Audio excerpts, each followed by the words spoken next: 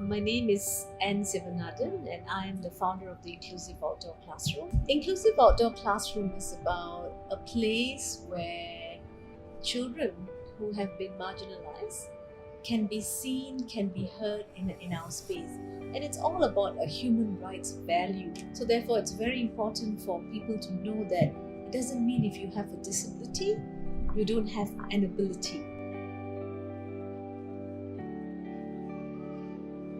We have 60 on our enrollment list, and what activities they do is it's mostly around the arts. And so we do music, art and craft, storytelling, physical activities, football, and then we also do manipulative skills like blocks because it really helps to foster friendship, social skills.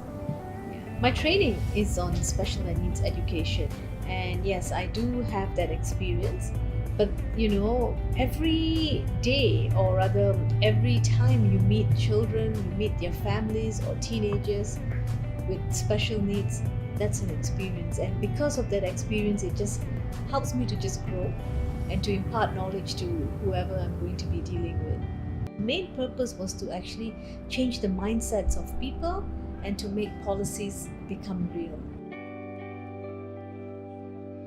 Why I wanted to actually start this is to create that empathy in people, as in, what can you do? How can you make a difference to people who need to be seen, to be heard? The goal of the IOC is to let the community, let our policymakers, let our community leaders know that accommodations need to be made for persons with disabilities. They need to have accessibilities to parks or to restaurants, to spaces.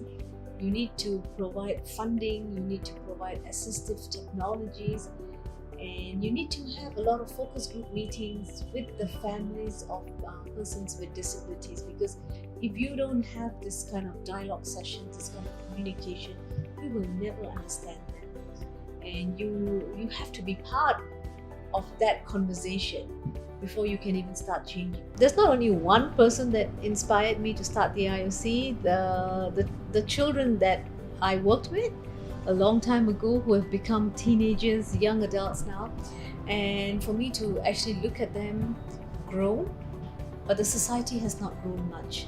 We still have the stigma on persons with disabilities.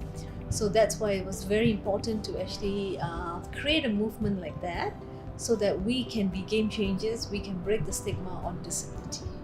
You may think that you cannot do much for someone who has a disability, but actually you can do a lot, just as much as they can do a lot for us, because they can help us realize a lot of things.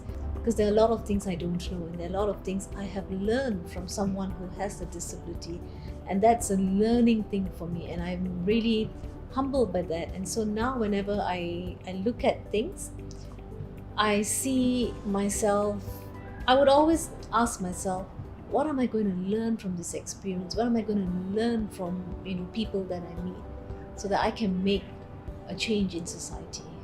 I hope that their voices can be heard and the mindset of society can be changed, as in that no one needs to be discriminated and everyone has a right to be part of society and to be included.